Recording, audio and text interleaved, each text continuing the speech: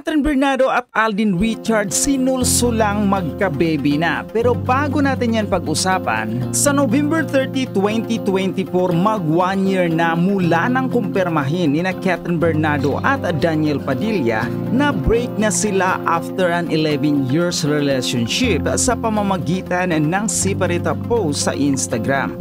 Hindi nila sinabi kung kailan talaga sila naghiwalay dahil kumpirmasyon na lang na hiwalay na sila sa nasabing petsa ang kanilang in-announce. Hanggang ngayon marami pa rin Katniel fans ang hindi pa nakakapag-move on sa breakup ni na Daniel at Catherine. Nalulungkot pa rin sila, nasasaktan kapag na-link ang isa sa kanila sa iba.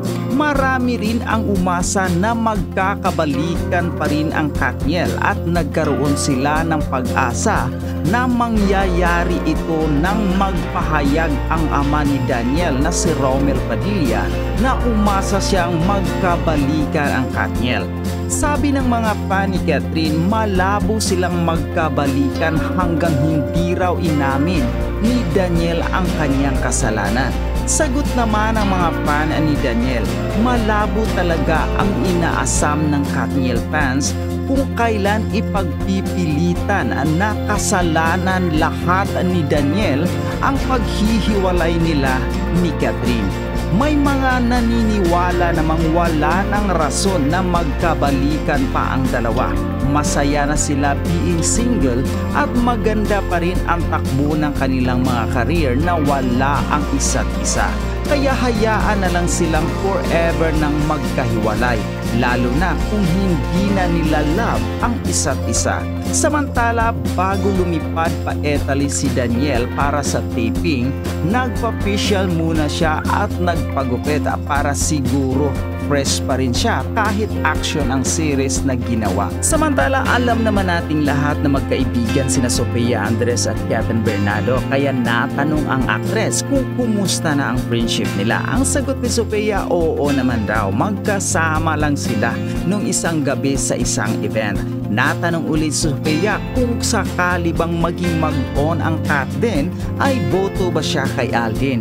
Ang sagot ni Sofia, oo naman, kung saan masaya si Catherine. Natanong ulit si Sofia, open ba siyang makatrabaho ang dalawa kung sakaling mabigyan sila ng project?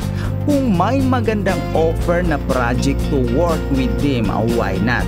Aminado si Sofia na naging mapili na siya sa pagtanggap ng project ngayon dahil mas priority niya ang kanyang pamilya at ang kanyang anak.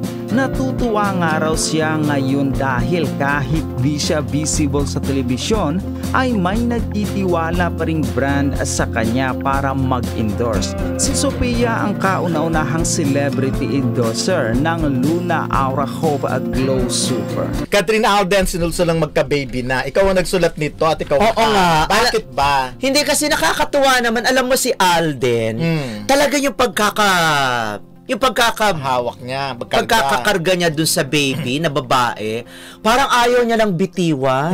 Tapos si Catherine naman, hinaharot-harot niya, nilalambing-lambing niya, nilalaro niya yung batang lalaki naman. Ang magkaibang baby to Magkaibang baby. Tapos si Tita Min, yung nanay ni Catherine, aba pinagsabay yung dalawa. So parang, sabi nga, parang feeling mo nga, pwede na silang maging... Paano pinagsabay? Pinagsabay na hawakan. Nakargahin ni Tita Bin. Luz, 'di ba? Min.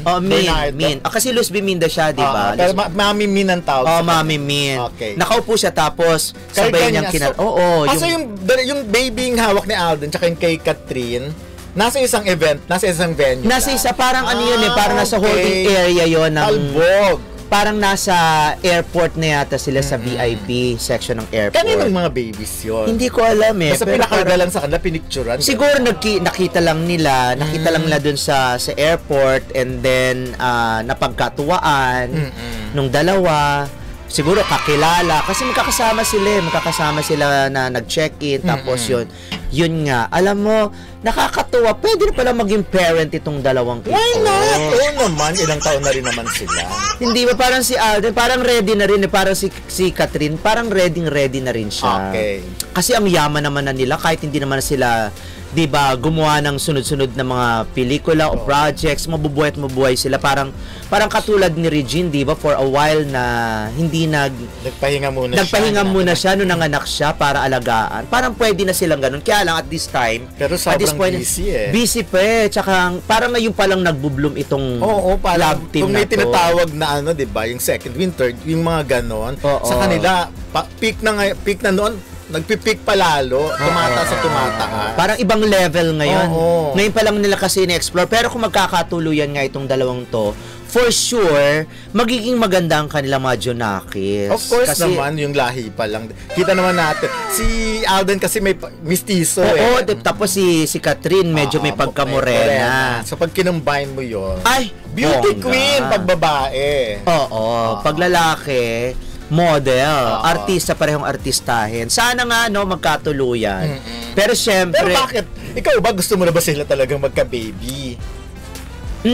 Gusto mo na ba silang pumasok talaga sa isang seryosong relasyon, magpakasal at magka-baby? Magkaseryosohan mo sila muna sila ng relasyon. Aminin mo na nila syempre, announce mo na nila na meron silang relasyon. Pero sabi ng fans, kahit daw di umamin, okay na sa kanila. Okay na sa kanila. Enjoy mo na nila, tapos kung siguro in 3 years, or mga 4 years, or kahit 2 years, at kumare, umamin sila ngayon, di ba? Bago yung pelikula, di ba? In 2 years time, pwede na silang magpakasal or pwede na magka-baby. Kung si Alden, for sure, hindi yan sa akin dahil Sagrado Katoliko, relihiyoso. Ay, hindi naman siya. Sagrado Katoliko, relihiyoso yan. Parang sa personality niya, hindi niya muna gugustuhin magkaroon ng baby out of wedlock. Ay, oo naman. Talagang muna yan, girlfriend, tas asawa, kasal, tas tsaka lang mag-aano. Yun talagang target niya. Even before yun ang sinasabi niya. Hindi yan yung parang carry lang kahit kanino or whatever. Hindi, tsaka parang feeling ko hindi magli-live-in muna itong dalawang ito Catholic. Kasi hindi naman, though modern ang pananaw nila sa buhay, pero yung kanilang moral values, hindi ko naman sinasabing immoral yung mga nagli-live-in.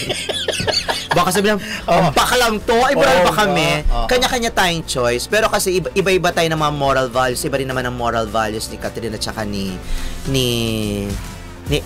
Alden. Kasi, di ba nung si Catherine at saka nung ex niya, hindi kahit ganun sila ka-close at nagsasama sila out of town, mga tanging mga friends lang nila. Alam naman natin kung ano nangyayari pag mga ganyan dahil off-age naman na sila kumbaga mature. Ano ba? Hindi ko alam yung mga sinasabi mo. Ibig sabihin, syempre, mag-jowa, hindi naman sila yung mga noong nakaraang mga tao na mahawakan lang yung kamay papakasalan na, di ba? Basta ako, ang na-excite ako ngayon, yung combination ng Alden and Catherine na baby. Kasi may app ngayon para pagsasamahin yung face nila.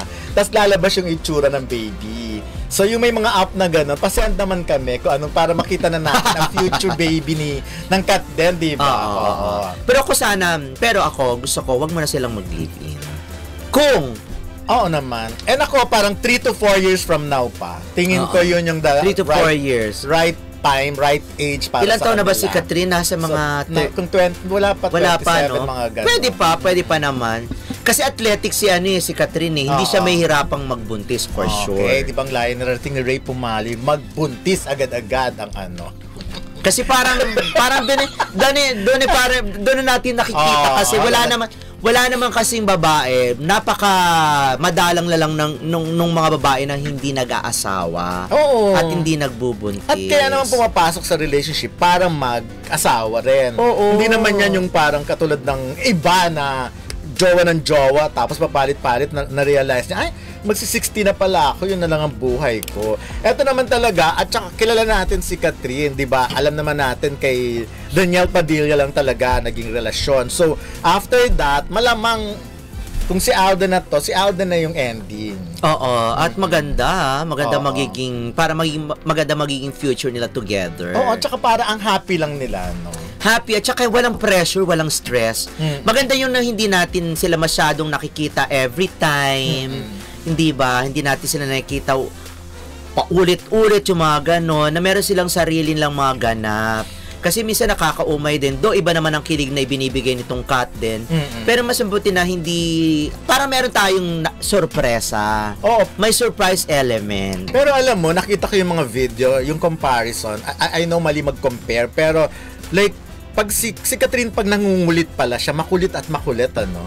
Pinakita yung pangungulit niya kay Daniel Padilla na video at parang ang lolo mo napipikon. Yung parang hindi niya bet yung ganon. Pinakita yung pangungulit ni Catherine kay Alden at tuwang-tuwa yung yung Alden. Yung lolo Alden. Oo, talagang tawa rin ang tawa si Catherine. So, pag ganun yung personality, parang ang happy lang nila, 'di ba? Walang dull moments, walang tsaka kitang-kita si Catherine nun, parang naiilang siya kay Daniel pala nun pag nagre-react na yung lolo mo, yung parang nagsusungit-sungitan na. Kasi natatamemi siya. Magkaiba kasi ang personality ni Daniel Padilla at ni Alden. Si Alden kasi alam mo yun yung parang chill lang sa kanya lahat. Hindi nga natin alam kung paano magalit yung tao. Siguro pag nagagalit si Alden, nagdarasal na lang yan. Hindi, may feeling ako. Tsaka ako nga, kahit sa ang interview, hindi ko siya nakita na pikon. Kahit na yung question matitindi, hindi siya napipikon. Kahit nga tinanong na yung tungkol sa gender, wala sinasabi. Wala, siya, kalmado lang siya. Yung mga ganon,